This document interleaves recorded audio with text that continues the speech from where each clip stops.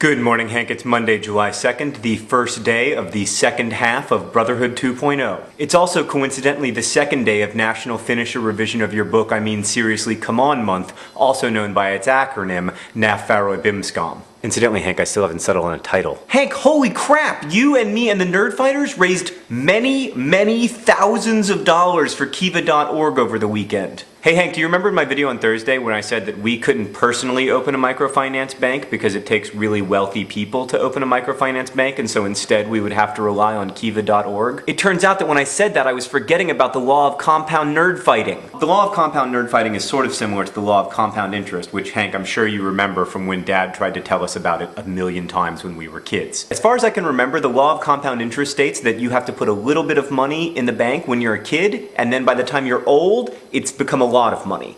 And the reason for that is this very complex fiscal thing known as magic. The law of compound nerd fighting is similar in that it also involves magic. The law of compound nerd fighting states that 100 nerd fighters as a group can do things that 100 nerd fighters as individuals could not do. In this example seen in this t-shirt that you own, Hank, we see that 100 nerd fighters together can beat up a popular kid. By the way, Hank, I've been thinking that maybe the opposite of nerd fighter is Decepticon. Do you like it? What I learned this weekend is that we actually probably could have started a microfinance bank if we'd only known about the law of compound nerd fighting, because people were extremely generous. I mean, we have funded a lot of loans now, and over the course of the next week we're going to continue to fund loans, and we're going to fund loans like crazy. We're going to help people open bakeries and shoe stores. The other day we helped a guy who wanted to start a lasso factory.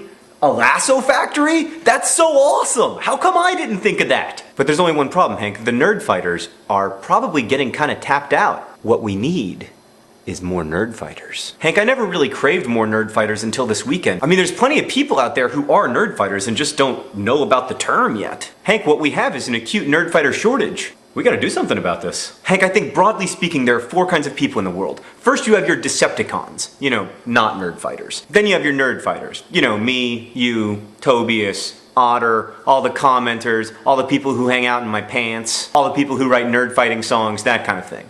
Then you've got what I like to call your nerd fighters in training, or your nits. Your nits are your lurkers, your occasional viewers, that kind of thing. Then you've got people who would be nerd fighters, but they don't even know what a nerd fighter is yet. That's very troubling, Hank, because those are the people who could be giving to Kiva.org to pick up where the current nerd fighters are having to leave off because they're out of money to lend. So Hank, what I'm going to propose is a series of mass promotions. First, we have to promote the nerd fighters to being senior executive nerd fighters. Then we're going to promote the nits to being nerd fighters. Then we're going to take all the people who do not yet know that they are nerd fighters and we are going to promote them to nits. Hank, we have to find a way to tell these people that they're nits. And then we have to tell them to loan money to Kiva.org. Because the law of compound nerd fighting says it clearly, Hank. The more there are of us, the fewer there will be of them. I'll see you tomorrow.